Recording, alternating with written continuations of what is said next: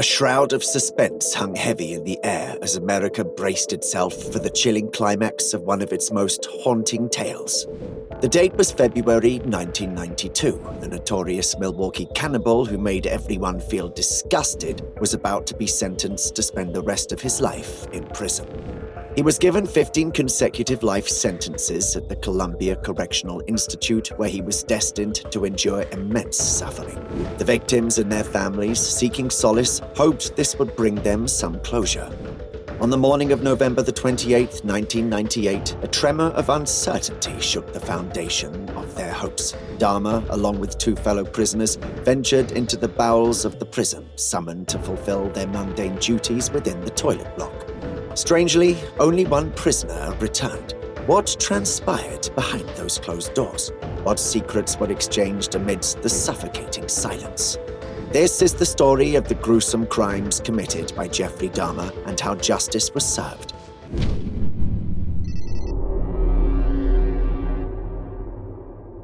Guilty of 15 charges of first-degree murder, his sinister deeds seeped into the very fabric of nightmares. A sentence of over 900 years loomed like a haunting reminder of the weight of his crimes. His malevolence knew no bounds. Dahmer's descent into darkness began at the young age of 18. On a fateful journey in his car, he crossed paths with Stephen Hicks, a 19-year-old on his way to a rock festival at Chippewa Lake Park in Ohio. Tragically, fate intertwined their destinies when Stephen made the ill-fated choice to accept a ride from Dahmer. As they drove along, Dahmer proposed a detour to his house for a few drinks. Unaware of the malevolence lurking within Dahmer's mind, Stephen agreed to accompany him, oblivious to the twisted affection Dahmer harbored for him. Unable to bear Stephen's departure, Dahmer succumbed to his darkest impulses, mercilessly assaulting him twice with a brutal 10-pound dumbbell. Gripping Stephen's vulnerable neck, Dahmer squeezed the life out of him using the very bar of the dumbbell. The next day, driven by a frightening resolution, Jeffrey felt forced to make Stephen disappear. He disassembled Stephen's motionless body. In his backyard, he secretly buried Stephen's remains in a grave that was hidden from view. Yet, Jeffrey's insidious motives knew no bounds. Driven by an eerie obsession, he dug up Stephen's body weeks later and used acid to dissolve the flesh, separating it from the bones. The disgusting residue was then flushed down the toilet. In a frenzy of desperation, Jeffrey crushed the bones and scattered the remains in his previously neat backyard like a deranged gardener. Stephen Toomey, James Duckstadter, Richard Guerrero, and Anthony Sears were the next 4 people Jeffrey killed in a string of horrible incidents. Their sad deaths occurred between 1987 and 1988 as a result of Jeffrey's malicious intent. Jeffrey persisted in his descent into darkness, mercilessly taking the lives of 12 additional victims between 1989 and 1991. The terrible climax of Jeffrey's horrifying work was marked by the death of 25-year-old Joseph Breithoft. Strangulation, dismemberment, and decapitation became Jeffrey's sinister tools, each employed with chilling precision. Yet as the shadowy secrets unfolded, Jeffrey found himself trapped in a web of his own making. During Dahmer's arrest and trial, chilling details emerged about his horrifying methods of disposing of the bodies found in his apartment. He used acid to dissolve the torsos, erasing any traces of his victims. But his depravity went further as he engaged in cooking and dismembering body parts, even consuming them in acts of cannibalism. These abhorrent behaviors earned him the infamous nickname Milwaukee Cannibal.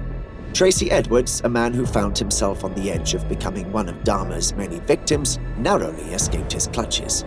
Several years into Dahmer's reign of terror, Tracy encountered him in July 1991. Tracy went with Dahmer to his flat. Yet upon arrival, Tracy's instincts intensified, sensing something deeply unsettling. Through a stroke of luck, he escaped Dahmer's apartment, fleeing for his life.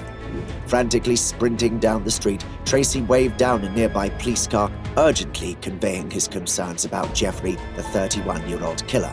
This encounter marked the ominous beginning of Jeffrey's downfall. The policeman with whom Tracy spoke wasted no time in summoning additional assistance. Responding to the distress call, a team of officers swiftly descended upon Jeffrey's apartment, bracing themselves for the horrors that awaited them. Their grim discoveries sent shockwaves through the ranks of the authorities. Scattered throughout the apartment were disturbing images of decapitated body parts serving as trophies of Jeffrey's sinister deeds. Within the pots and pans lurked the horrifying fragments of dismembered bodies. In Jeffrey's freezer, the police made a horrifying discovery. Preserved within were the disintegrated torsos dissolved by acid in a large tank. Jeffrey's reign of horror came to an end as he was captured and taken into police custody. However, the depths of his torment were far from over. After 6 weeks in police custody, Dahmer confessed to his heinous acts in a written account. During his trial, he initially pleaded insanity but was declared legally sane by the judge, resulting in a widely publicized trial. On February 17, 1992, he was found guilty of 15 murders and received 15 consecutive life sentences. Dahmer's fate sealed his confinement within Wisconsin's Columbia Correctional Institution. Life behind bars proved arduous given the gravity of his crimes. He was placed in protective custody and isolated, with limited opportunities to leave his cell and often restrained by chains. After a year, Dahmer sought a transfer from his isolated cell, citing his compliance and lack of troublemaking. Eventually, his request was granted, and he was moved to a facility designed for inmates with emotional and mental issues. In this new environment, he had limited interactions with other prisoners and was closely monitored by authorities. He took up the path of education and job-seeking. Within the prison confines, he crossed paths with a prison officer named Roy Ratcliffe, engaging in regretful discussions about his past murders. During this period, he found solace in attending chapel, and upon his request, Ratcliffe baptized him in a prison water tub in 1994. After his baptism, he started spreading his newfound faith among fellow inmates. However, a disturbing shift occurred, unsettling those around him. He began making unsettling jokes about cannibalism, even threatening to bite others. To shock and disturb, he showcased a macabre talent for sculpting his food into the shape of dismembered body parts, adding ketchup for a chilling effect. This transformation was deeply disturbing and unsettling. As accounts diverge, some sources suggest that Jeffrey consumed the grotesque food art he created, while others claimed he left these unsettling creations for fellow inmates to discover. Regardless of the truth, the sadistic game Dahmer seemed to be playing deeply disturbed the other prisoners. However, one individual, Christopher Scarver, took his dislike for Jeffrey to an extreme level. In Milwaukee, Wisconsin, Christopher Scarver faced a troubled life. He was expelled by his mother due to academic difficulties. Seeking redemption, he joined a youth conservation court program and worked as an apprentice carpenter. The program held the promise of a full-time position, but when that promise went unfulfilled, Scarver's pent-up anger erupted. On June 1, 1990, driven by a desire for what he believed was due justice, Scarver burst into the program's headquarters, demanding the money he felt was rightfully his. He encountered various individuals, including his former supervisor, Stephen Lohman. Scarver claimed that Stephen only gave him $15 in response, further enraging him. In a violent outburst, Scarver shot Stephen in the head, initiating a frenzied assault with multiple gunshots. Consumed by rage, he continued to unleash his fury on the wounded victim, firing 3 more rounds. Scarver's rampage didn't end there. Holding the murder weapon, he demanded the manager provide him with a $3,000 check. Adding to his despicable actions, he shamelessly stole the manager's credit card before fleeing to his pregnant girlfriend's apartment. After an intense manhunt, Scarver was captured by the police outside his girlfriend's apartment. He was arrested with the murder weapon in his possession, putting an end to his terrifying crime spree. Before Scarver's sentencing, his girlfriend gave birth to their child. In 1992, he received a life sentence just like Jeffrey for his crimes. However, despite their shared circumstances, Scarver purposely avoided any contact with Jeffrey during their prison time. Scarver harbored a strong animosity toward Jeffrey for multiple reasons. He found Jeffrey's heinous crimes repulsive and was also angered by his disruptive behavior. Scarver revealed that many other prisoners shared his disdain for Jeffrey. He recounted an incident where another inmate named Osvaldo Dorothy tried to slash Jeffrey's throat with a razor hidden in a toothbrush. Scarver's animosity toward Jeffrey Dahmer lasted until 1994 when an incident occurred. While cleaning the prison gym bathrooms on November the 28th, Scarver felt a mysterious touch on his back.